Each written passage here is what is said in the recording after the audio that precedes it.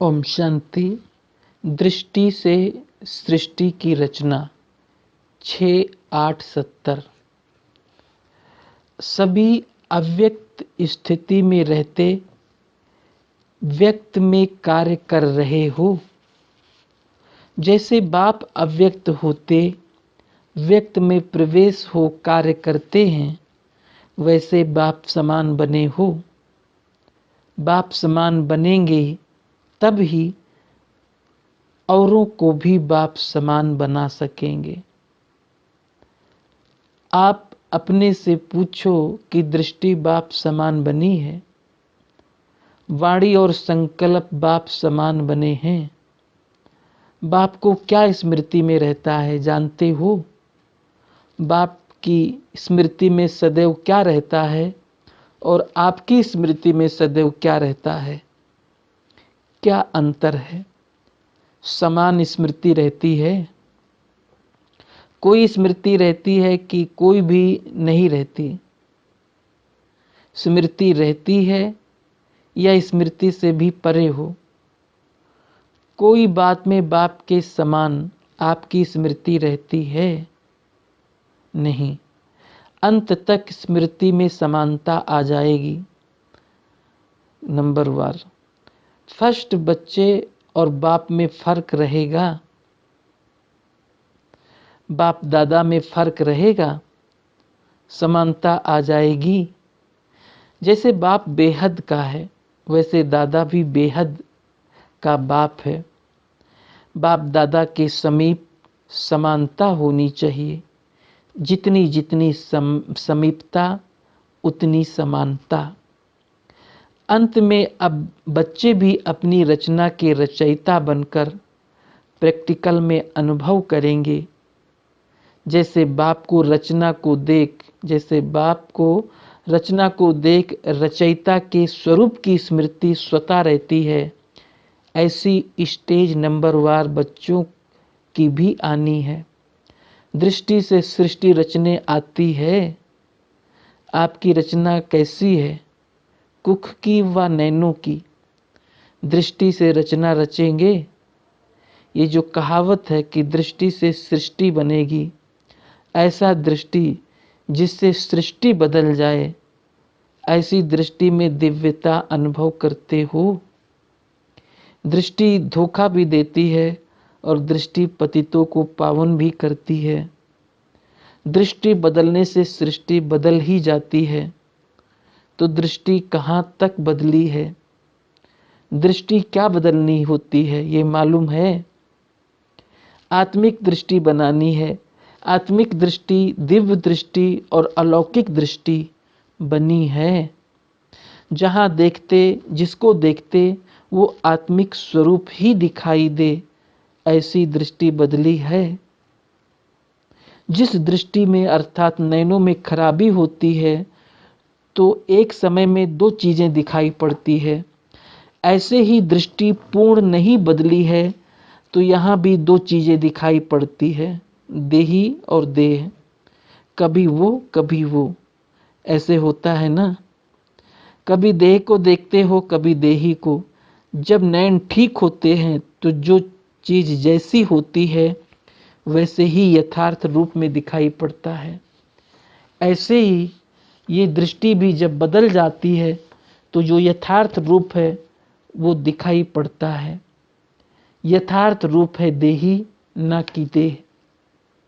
जो यथार्थ रूप है वो दिखाई दे, इससे समझो कि दृष्टि ठीक है। दृष्टि के ऊपर बहुत ध्यान रखना है। दृष्टि बदल गई तो कब धोखा नहीं देगी। साक्षात्कार दृष्टि से ही करेंगे और एक एक की दृष्टि में अपने यथार्थ रूप और यथार्थ घर तथा यथार्थ राजधानी देखेंगे। इतनी दृष्टि में पावर है। अगर यथार्थ दृष्टि है तो सदैव अपने आप को चेक करो कि अभी कोई भी सामने आए तो मेरी दृष्टि द्वारा क्या साक्षात्कार करेंगे। जो आपकी वृत्ति में होगा, आपकी दृष्टि से भी ऐसे ही होगा। औरों की भी दृष्टि वृत्ति चंचल होगी। यथार्थ साक्षात्कार कर नहीं सकेंगे। ये समझते हो, इन्हों की ट्रेनिंग है ना। इस ग्रुप के लिए मुख्य विषय है अपनी वृत्ति के सुधार से अपनी दृष्टि को दिव्य बनाना। कहाँ तक बनी है, नहीं बनी तो क्यों नहीं बनी है, इस पर इन्हों को स्पष्ट समझाना। सृष्टि ना बदलने का कारण है दृष्टि का ना बदलना।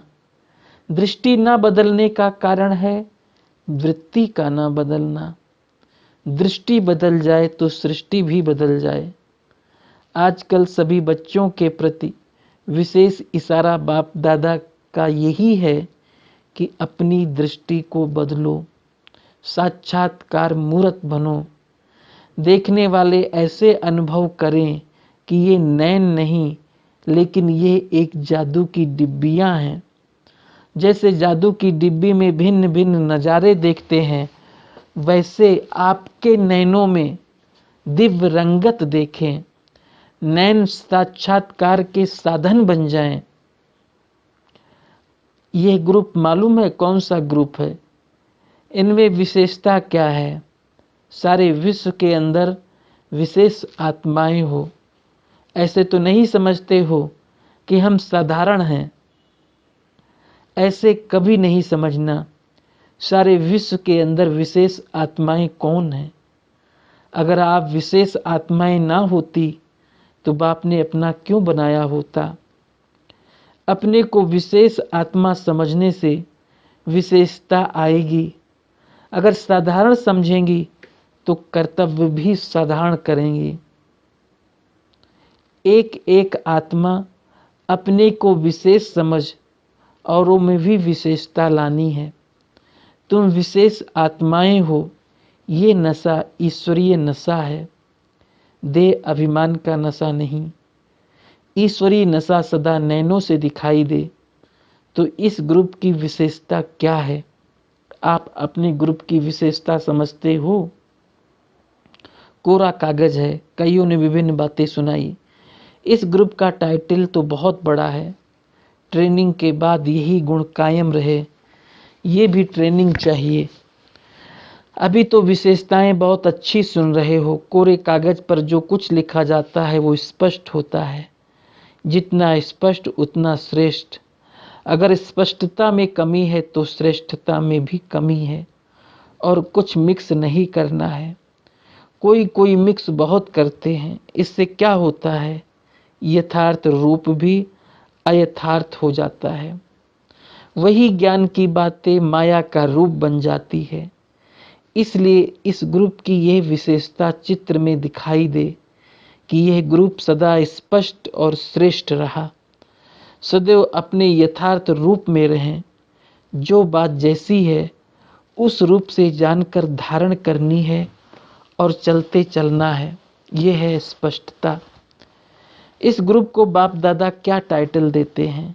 जैसे कहावत है, छोटे सुभान अल्लाह, लेकिन बाप दादा कहते हैं छोटे तो समान अल्लाह।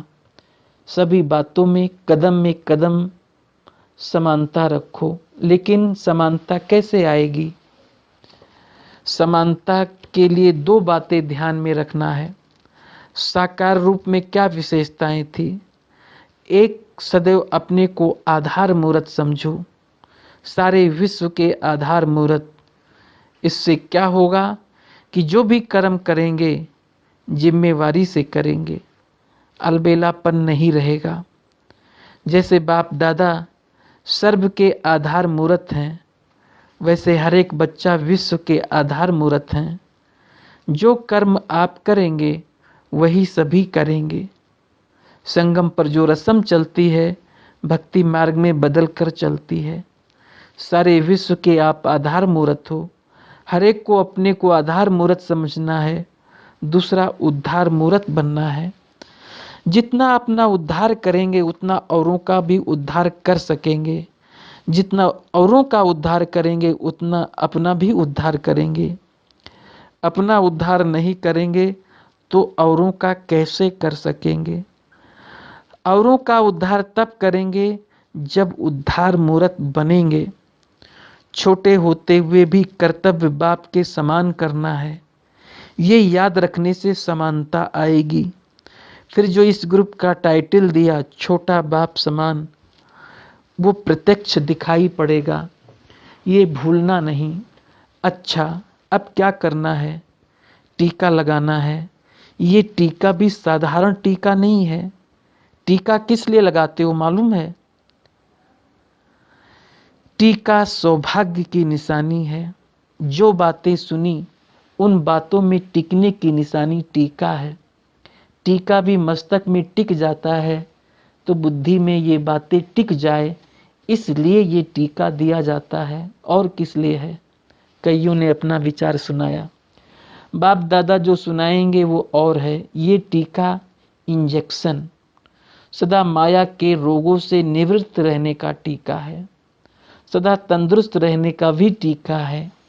एक टीका जो आप सभी ने सुनाया और ये भी है, दोनों टीका लगाने हैं। एक है शक्तिशाली बनने का, दूसरा है सुहाग और भाग्य में स्थित रहने का। दोनों टीका बाप दादा लगाते हैं। निशानी एक, राज दो। निशानी तो स्थूल होती है लेकिन राज दो हैं, इसलिए ऐसे तिलक नहीं लगाना। तिलक लगाना अर्थात सदा काल के लिए प्रतिज्ञा करना। ये टीका एक प्रतिज्ञा की निशानी है। सदैव हर बात में पास विद आनर बनेंगे, इस प्रतिज्ञा का ये तिलक है। इतनी हिम्मत है? पास नहीं लेकिन pass with honour. Pass with honour और पास में क्या फर्क है? पास विद आनर अर्थात मन में भी संकल्पों से सजा ना खाएं।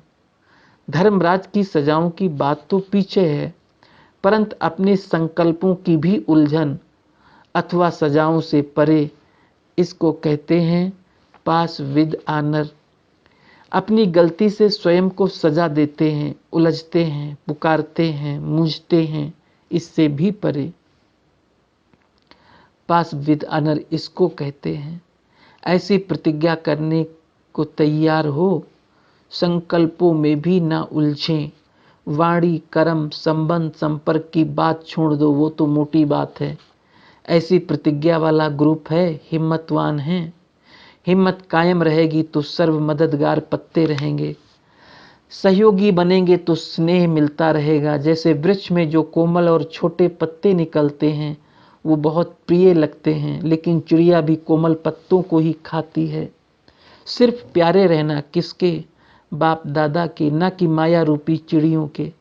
तो ये भी कोमल पत्ते हैं। कोमल पत्तों को कमाल करनी है। क्या कमाल करनी है? अपने ईश्वरीय चरित्र के ऊपर सर्व को आकर्षित करना है, अपने ऊपर नहीं, चरित्र के ऊपर। इस ग्रुप के ऊपर पूरा ध्यान है। इस ग्रुप को अपने ऊपर भी इतना ही ध्यान रखना है। अच्छा, ओम शांति।